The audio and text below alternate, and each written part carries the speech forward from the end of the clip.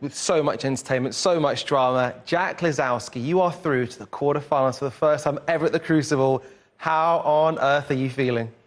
Incredible, you know. I think that was just an amazing feeling, an amazing match, and I gave it everything I had. So I was kind of when he looked like I thought he was going to dish to go 13-11 and beat me. And it started coming on. You know, I thought he's not going to miss, and then I was realising I was so gutted because I gave that game everything I had, and thank God I got another chance and dished and took it to a decider. I feel like the match deserved a decider. Just an incredible match. There's a sense of disbelief in your face and your voice, mate. Is that the case? Yeah, sure. You know, Neil's the best player in the world. I think at the moment he's playing the best snooker. He's had the best season. He was the worst draw for me. You know, I played so well against him last year, the same stage, and he beat me 13-9.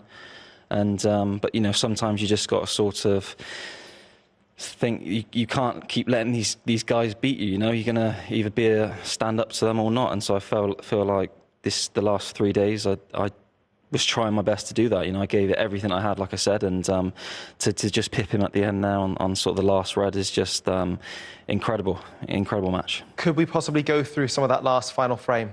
Because it was so special. Can't remember. There's so much to talk about here, Jim, isn't there? This red for me, you know, this is why, for us, you're one of the best players in the world, one of the best ball strikers. You know, that takes pure cueing, and this is one of mine. What happened here? I was really trying to nip it in the right-hand side of the pocket. Yeah. Probably shouldn't do that last frame, but to create the angle, I had to. Yeah, just got a little bit lucky there. Yeah. And this is where you're really unlucky with a fluke. That should never go in. That was pretty cruel there because you had an easy starter. Yeah. But this was a stinker. I just sort of pushed through the cue, threw the shot a bit quick, got too much spin on it. But I did. It was a really hard shot I had there. I was banging trouble, actually. Yeah.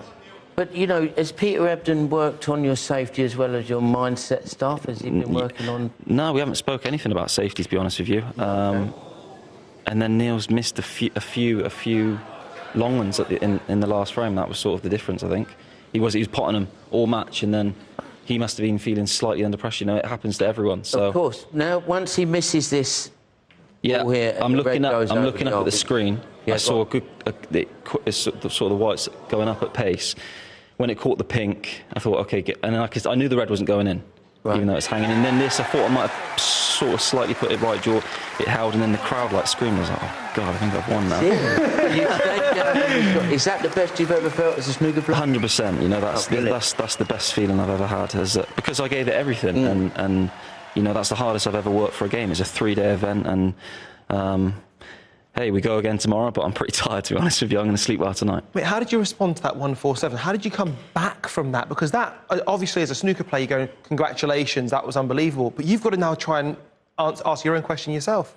Yeah, it was... the thing was, it came after I lost the close frame. I could have been 11-7 up. Exactly. And then straight away, you know, I've left him a slight long red, and I just, you know, I was going to pot it, and he's hit it so straight and clean. And, yeah, the maximum was just... I was just watching it. It just looked like it was never in doubt. And I thought, oh...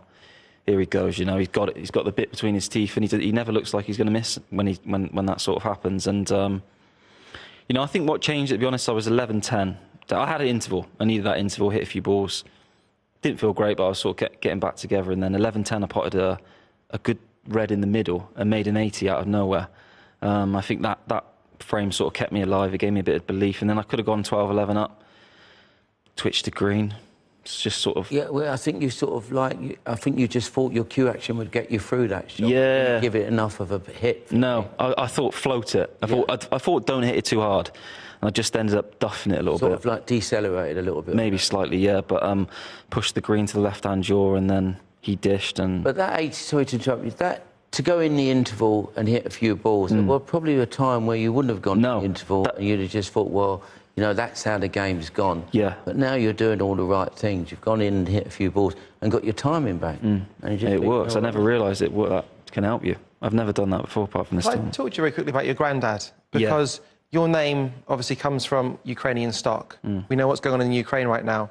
There was something that I thought when I first saw your name in the draw, and I thought, when you're playing for something that's bigger than yourself, it can inspire you in different ways. Yeah, for sure. And, you know, I wanted to wear the the logo, the Ukrainian badge on my... I'm actually a quarter Ukrainian, so I wanted to wear the badge and I wasn't allowed for whatever reason. So I sort of said I'd win that game. If I won that game, I'd get the flag out. I don't know, I got no flag yet, but, you know, that was... like you said, it's sometimes when you're... I was thinking that stuff, to be honest. Like last night, I was thinking, come on, win it so you can try and get a flag going or something. It just makes something happen because we all know what's going on. And I should have the flag on my waistcoat, but I'm not allowed to wear it for whatever reason. So I could just got to keep winning and just keep saying, support Ukraine. Well, mate, you weren't wearing it on your chest, but you were metaphorically wearing it on your back. Yeah, or tournament. You know, I'm carrying it with me. You know, I made a thing. I've sort of said about it, and you know, I played 3 tournaments or 4 tournaments with the badge on. I got to the semis of the Welsh, and I felt proud wearing it. And it feels as though the last couple of seasons you are at a point where it feels as though you're right on the precipice now of doing something special, almost just a new chapter. Yeah, maybe, but sometimes for me it sort of feels like 2 steps forward, 1 step back, and you know, I think I'm just going along. Improving. I've had a rubbish season, but I am improving. I'm playing better than my game's better than it ever has been, and I'm getting a little bit of maturity. Yeah, I think you're living through it a bit more. You know, you're taking the punches as you're giving the punches, so to speak. We now play John Higgins tomorrow. You did play him here once before. Yeah. And it must say you didn't really turn up. No, I had it. To be honest with you, I think I beat Bingham, and then I had John the next game, and I changed my tip. Oh wow! And I can just remember against John, you know, he's a savage human being, and I wasn't at the races. Yeah. And it was like 1-0, 2-0, 3-0, and then it was 8-0, and I was thinking... But you beat him in the Scottish, didn't you? I beat him before. I beat John. I think I beat John twice, and yeah, I think I beat him before and after. So it's not like I'm putting that one down to the tip. I might have won 4 frames if I had a good tip on. Well, sorry, Arati, you go ahead. No, it's uncharted territory for you now. You're in the quarterfinals, mate. You've done it. You've crossed the Rubicon, and you've done it in some start, in possibly my favourite match here at the Crucible in 2022. Mate, all the very best of luck. We'll be rooting for you, bud. Cheers, guys. Thank you. Cheers, Jim. Well, make sure you do not miss the action tomorrow morning, because it all begins again, and all eyes will be